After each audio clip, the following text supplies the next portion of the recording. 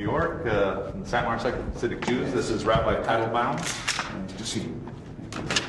Rabbi Kestenbaum. Rabbi Kestenbaum. Nice to see you over to the secretary. Rabbi Frankel.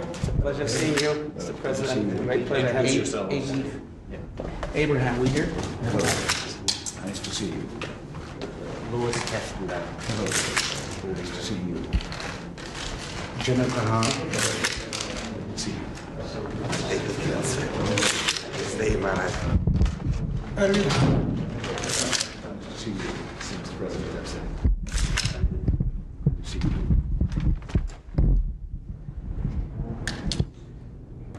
Mr. President. Mr. President, may I first, before my friends speak here, our friends, I'd like to show you a picture of a meeting I had with the Hasidic community, and there is a grand rabbi who couldn't come today, he was indisposed, but his son is here and will speak. And I asked the grand rabbi at that meeting if, in 1984, if he would support you in the election. He said, well, I cannot speak by the rules. I can't have a political choice and make it public. He said, all of my rabbis know that I support the president. And when the vote came out in this community, it was Ronald Reagan 94%, Walter Mondale 6%. They're still looking for the 6th. Mr. Thank you all very much. Would you like to come over, Rabbi Will? All right. It is traditional in Jewish custom when a delegation meets the great leader of a country to recite a special prayer blessing to the President and to the country of the United States. I'll ask Rabbi Teitelbaum, who's the Dean of the United Talmudic Academy Rabbinical School, to deliver the short prayer.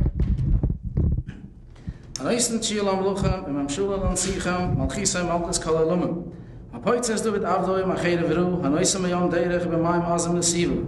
Hi yevurach vi yishmoir vi yintzoi, vi yasoir vi yiroiman vi yigadol, vi yinasel amalu, es nasi artzes haberes em ishnai. Melech malcha ameluchem berachmo, vi yachayim vi yishmoir, im kolzuru vi yugan venezik yatzilayim. Melech malcha ameluchem berachmo gitten belibam rachmunes, las stoibis imunim im kol Yisroel. Vi yimayim ibi yimayim tivu, she yihidu vi Yisroel yishkan levetach. For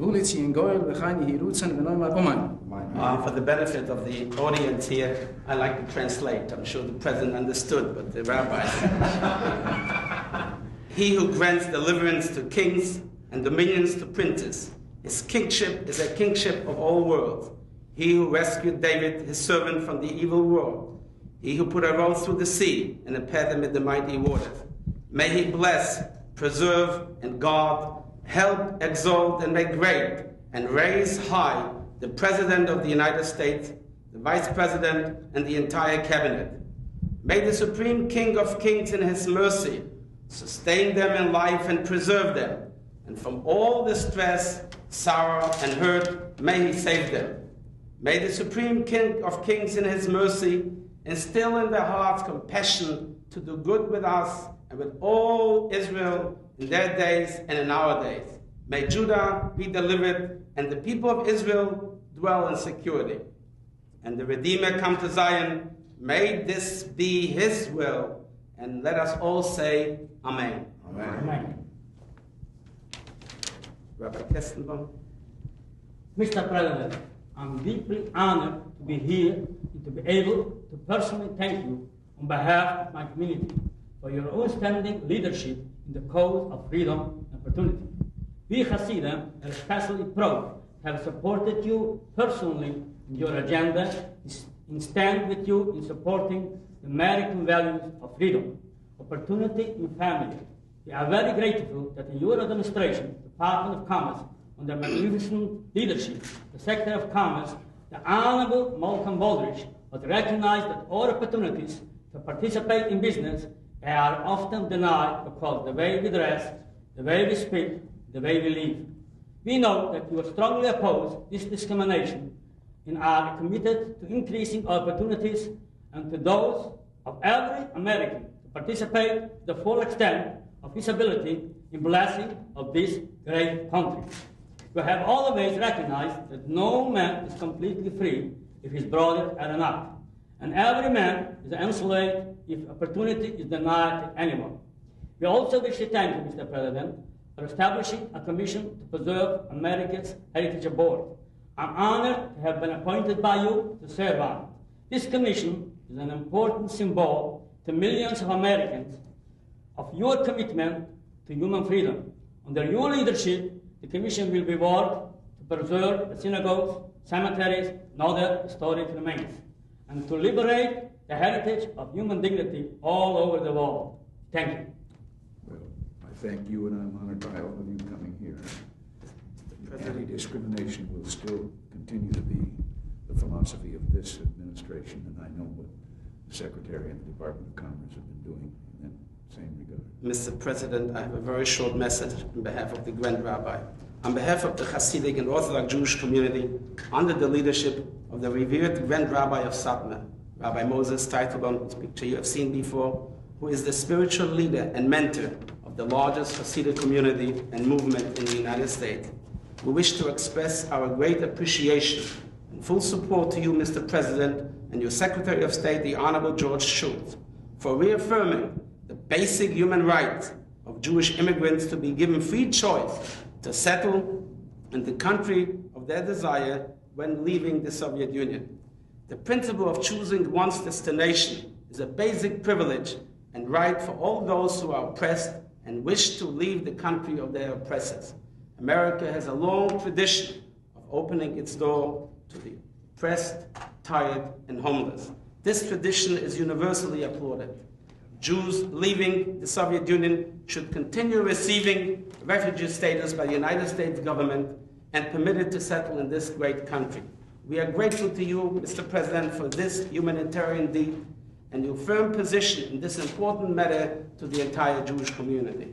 In conclusion, Mr. President, let me say this. We are deeply touched and grateful to you for this great privilege of sharing the last few minutes in the presence of one of the greatest presidents in our history. We thank you for the opportunity and wish you good health, continued success in leading our nation in peace and prosperity for many years to come. Thank you. Thank you very much. It's a great pleasure to see you. This country will always be a refuge for those persecuted or who are fleeing from the wrong kind of governments need a sanctuary. We appreciate your kind words. We have something from the Grand Rabbi, some olive. Small gift for the Passover holiday. This is a goblet, a silver goblet, representing what we call l'chaim. You drink, and you drink for good life and good health and happiness yourself and your wife and your children. And the Grand Rabbi wants to say that token of appreciation for your leadership of this great country. Well, thank you, and please thank him for me. I'm grateful. You know, if I could just say, something the other day that a gentleman wrote, and I can't even recall his name now. I recall what he wrote. He was speaking to some group, and he said, you can go to Japan to live, but you can't become Japanese. You can go to Greece, but you can't become a Greek. And he went on several places at that time. But he says, anyone from any place in the world can come to America and become an American. Wonderful, beautiful, beautiful. And we all came from the other side, and we are now proud Americans. Thank you. Yeah, that's right.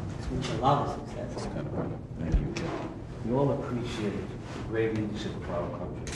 Thank you very much. Thank you very much, President. We wish you all the best. Thank you. Good health, sir. We wish you continuous good health and what we call joy and nachas from your family and a happy holiday. All the best. Pleasure. Goodbye.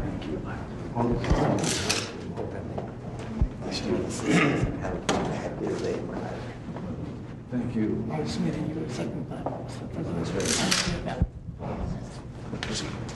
Mr. President.